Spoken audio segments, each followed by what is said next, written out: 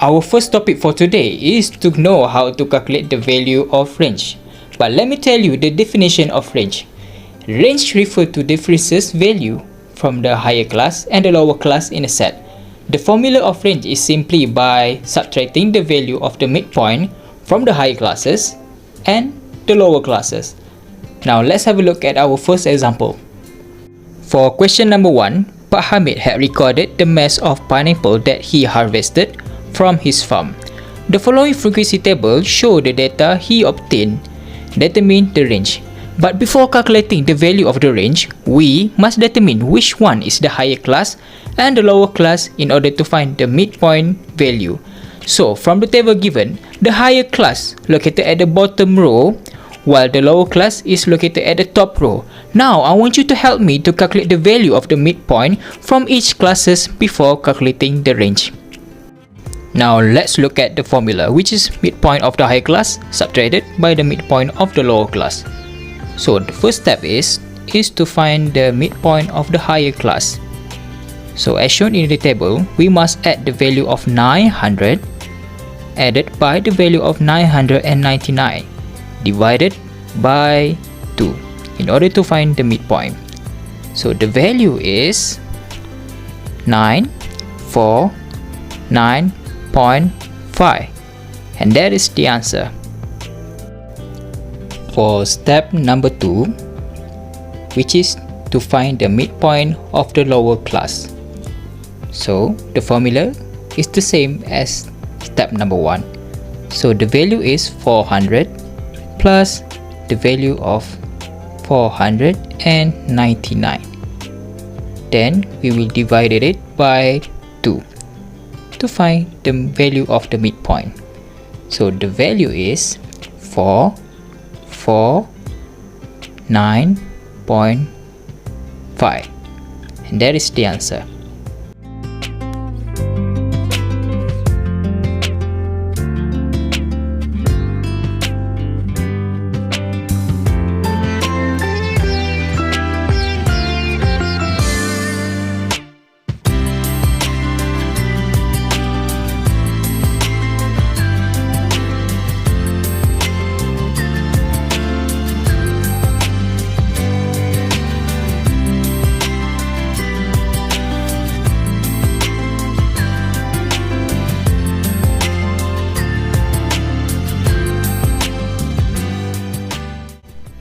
Hi, so we meet again. How was it? It's easy, right? All you need to do is follow the 3 steps, which is calculate the value of the midpoint from the higher class, midpoint from the lower class, and the differences between those two values. Now, let's do another question. Question number 2. The table shows the number of vehicles that pass by a toll plaza from 1 p.m. to 2 p.m. for 60 consecutive days. Find the value of range. So, the question wants us to find the value of range. How do you do it? Just like I said to you before, we need to follow those 3 steps, which is find the value of the midpoint from the high class and the lower class and find the differences between those two values.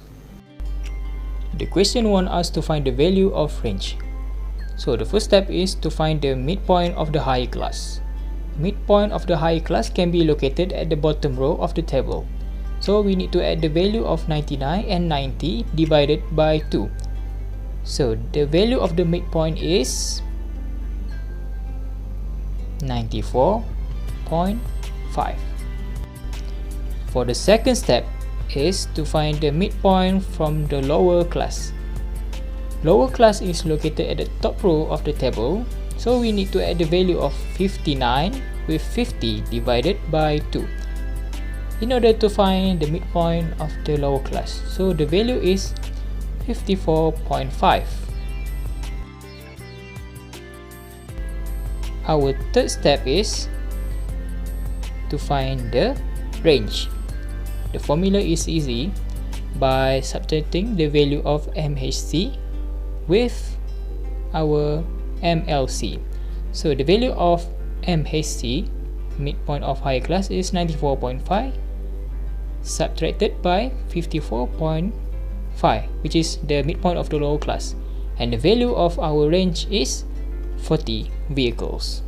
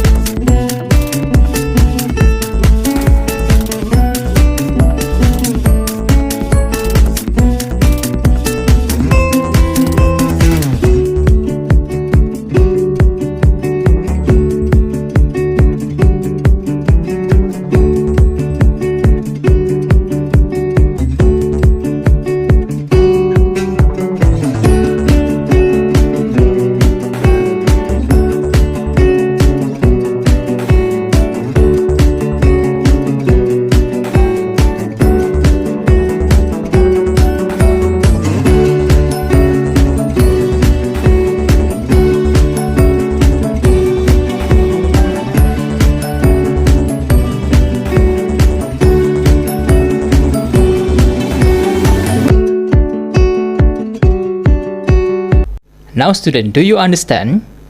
If you do, we can proceed to our final part of today, which is we will learn about quartiles. Do you ever heard about quartile before? No? Let me explain. Quartiles are the values that divide a set of data into 4 equal parts, just like in the picture. Each set of data consists of 3 quartiles, which are Q1, Q2 and Q3. Q1 refers to the lower quartile, which is the middle value of the lower half of the data before median, or the data that can contain 25% of the data. After that, we have Q2. It refers to the median, which is the middle value of the data set. And finally, we have Q3. It refers to the upper quartile, which is the middle value of the upper half of the data after median. It is also known as quartile that contains 75% of the data set. For further explanation, let's proceed. Before I forgot, those 3 quartiles can be calculated by using 2 different ways. The first one is by calculating it by referring to the OGIF. The second method is by using a complex formula without referring to the OGIF. But first, let me share on how to apply the first method, which is by looking at the OGIF. This is because the OGIF helps us to represent the data. First of all, for the group data with the number of data, or we call as n, the quartiles can be determined from the OGIF.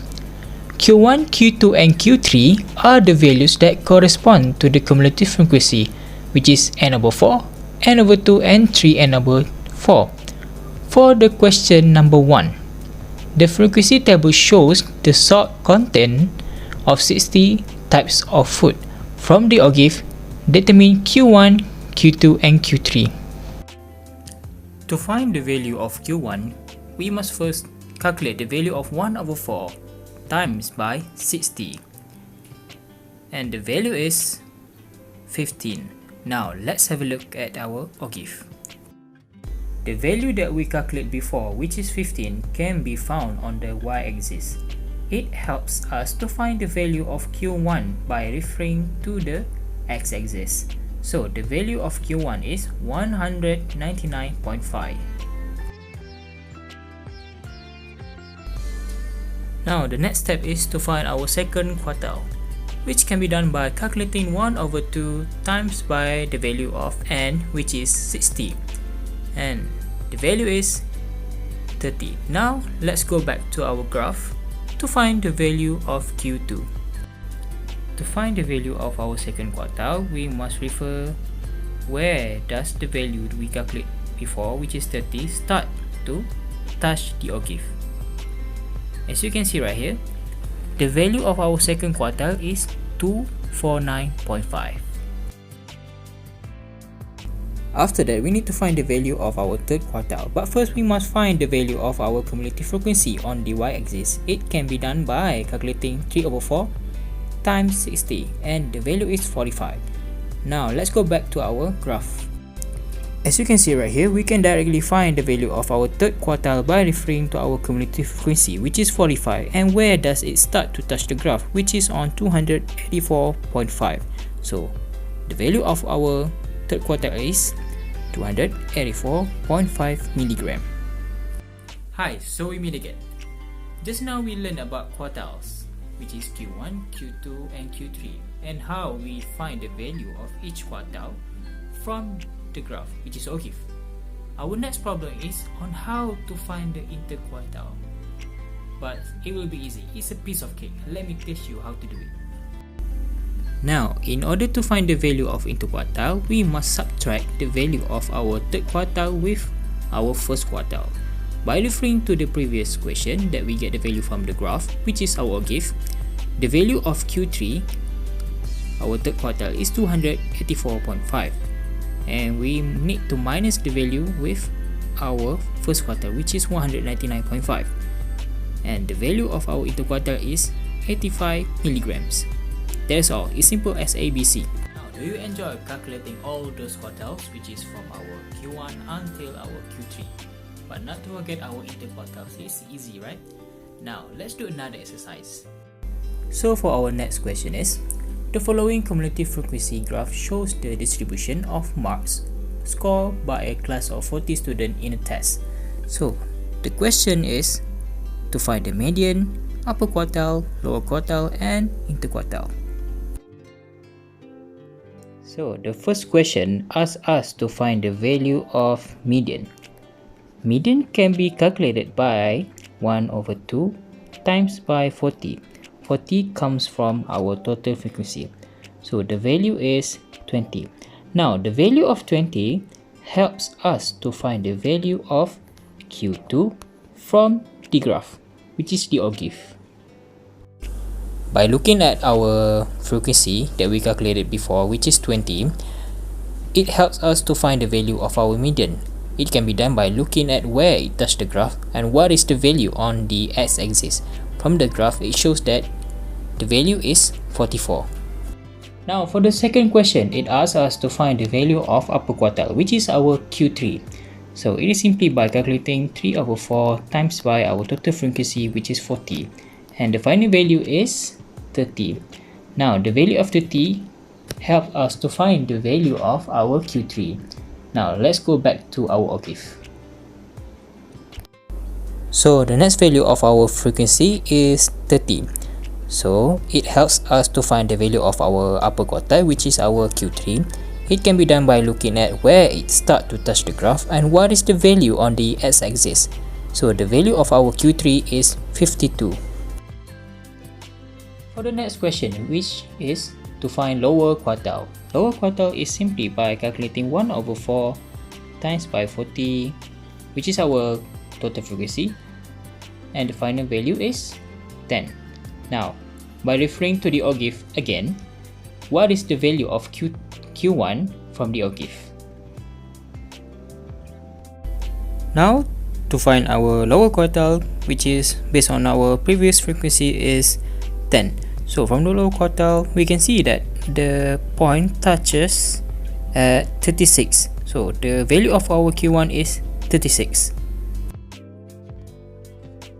Now for the final question, ask us to find the value of interquartile range, which is Q3 minus with the value of Q1. So from the graph, we get the value of Q3 is 52 and the value of Q1 is 36. So the value of our interquartile is 16. That is all. Now we have come to an end of our second topic for today, which is quartile. Just now you learn how to calculate the value of quartiles by referring to the graph, which is ogive. But now I want to teach you how to calculate the value of quartiles by using a formula, which means you don't have to make a graph at all. You don't have to make an ogive. All you need to do is follow this formula.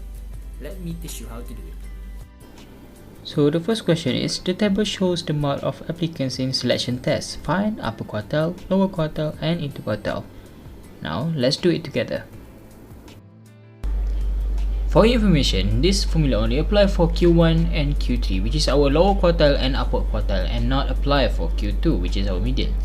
Now let me tell you the meaning in this formula. For L is the lower class boundary of the lower quartile, N is the total frequency of the distribution, FC is the cumulative frequency before the quartile class, while FQ is the frequency of the quartile class, and finally W is the width of the class. Let me teach you on how to directly insert the data inside the formula. For the first step is, we need to solve 3 and over 4. The value of N is 100, just like I marked with a direct circle in the table. So the value is 75. Now the value that we get, which is 75, help us to find where is our quartile class. So the value of 75 is located between the value of 68 until 87, just like I marked with the direct circle in the table. After we know the location of our quartile class, we can find the value of our lower class boundary, our cumulative frequency, and our frequency of the quartile class, and also the width of our quartile class. After we know the location of our quartile class, we can directly know the value of our lower class boundary. So the value is 50.5. For step number 3, we need to find the cumulative frequency before the quartile class. So the value is 67. Make sure you don't get confused between the cumulative frequency of our quartile class with the cumulative frequency before the quartile class. After that, we need to find the frequency of our quartile class, which is we can directly take from the table. So for the width of our quartile class is by subtracting the value of 50.5 with 40.5, so the value is 10. Finally, after we get all the data from the table, we can directly insert the value inside our formula. So let's do it together.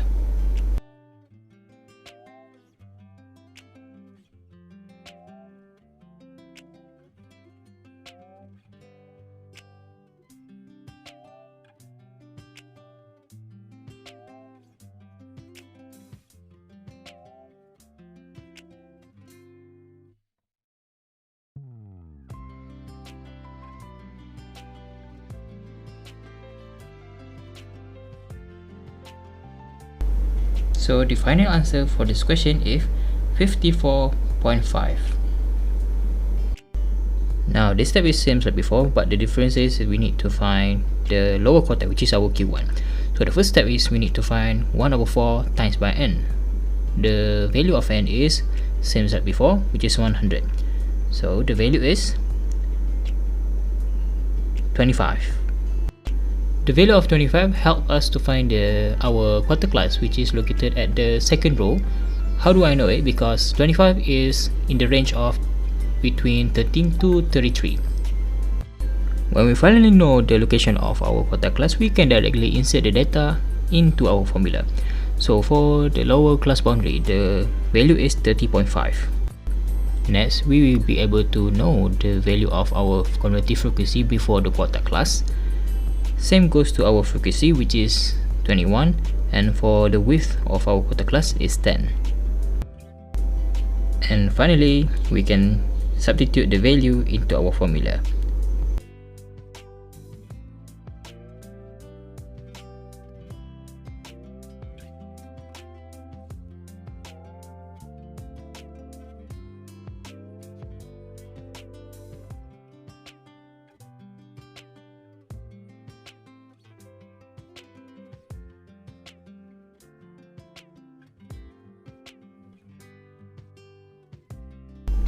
So the value for our Q1 is 36.69. And for the last question, which is we need to find our interquartile. Interquartile is easy by subtracting the value of our Q3 with Q1. So the value of our upper quartile, which is Q3, 54.5 subtracted by 36.69, and the value of our interquartile range is 17.81.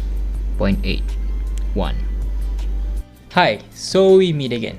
The thing that you have learned just now is on how to find the value of the quartiles, which is Q1, Q2 and Q3, and not to forget the interquartile range. In the exam, you will encounter two types of question, which is the first one, the question will ask you to construct an OGIF in order to find the value of quartiles.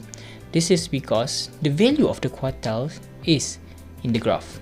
The second types of question is, it will ask you to find the value of the upper quartile, lower quartile and the interquartile range but without constructing a graph.